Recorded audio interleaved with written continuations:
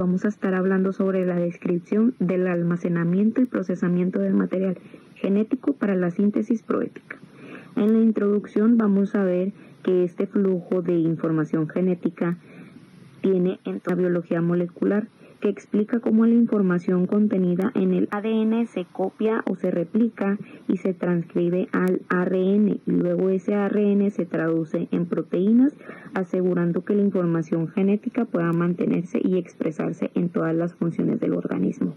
También este proceso se divide en tres partes, que sería la replicación del ADN, después sería la transcripción del ADN, que sería una copia en la molécula del ARN mensajero, y por último sería la traducción del ARN a llegar a los ribosomas, donde se leen las instrucciones para unir aminoácidos en el orden correcto y así formar las proteínas, las cuales cumplen varias funciones vitales en el organismo. Las funciones se utilizan para mantener la información genética intacta, garantiza ARN mensajero, también permite que la información genética salga del núcleo y llegue al citoplasma para ser utilizada, transforma la información del ARNM en una proteína uniendo los aminoácidos en el orden correcto, y por último sería producir proteínas que cumplen roles estructurales,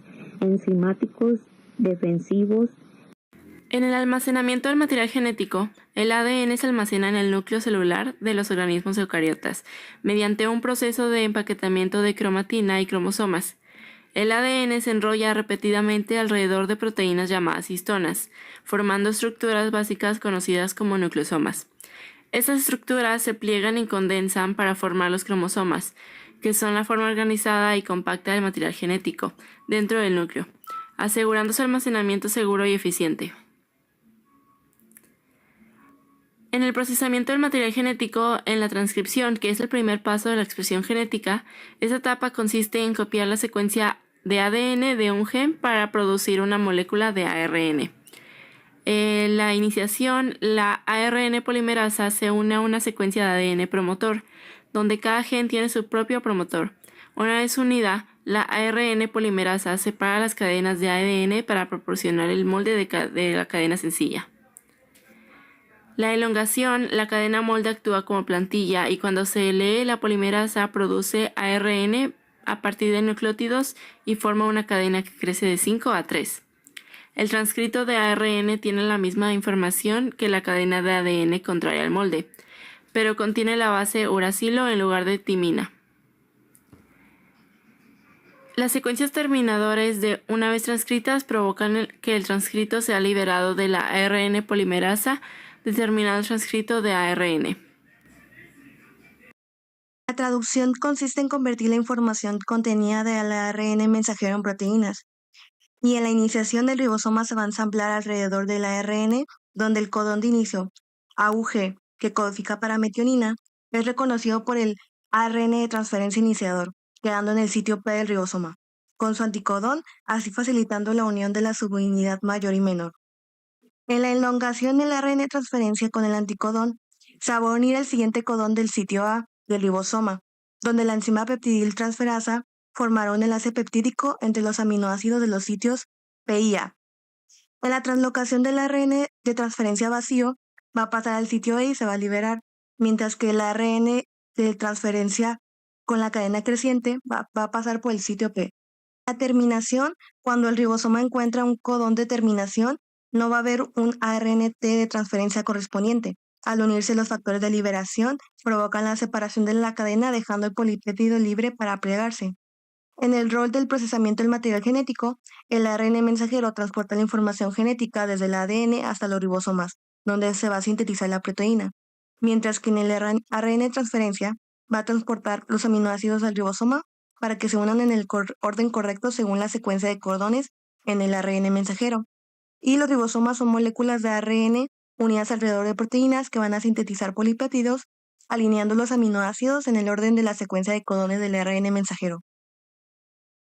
La síntesis proteínica ensambla aminoácidos en una cadena polipéptica polipeptídica, que luego se pliega para formar una proteína funcional mediante un proceso de 2 etapas, que es la transcripción, donde el ADN se copia del ARN mensajero, y la traducción, donde el ribosoma utiliza el ARNM como molde para unir aminoácidos específicos en el orden correcto, con la ayuda del ARN.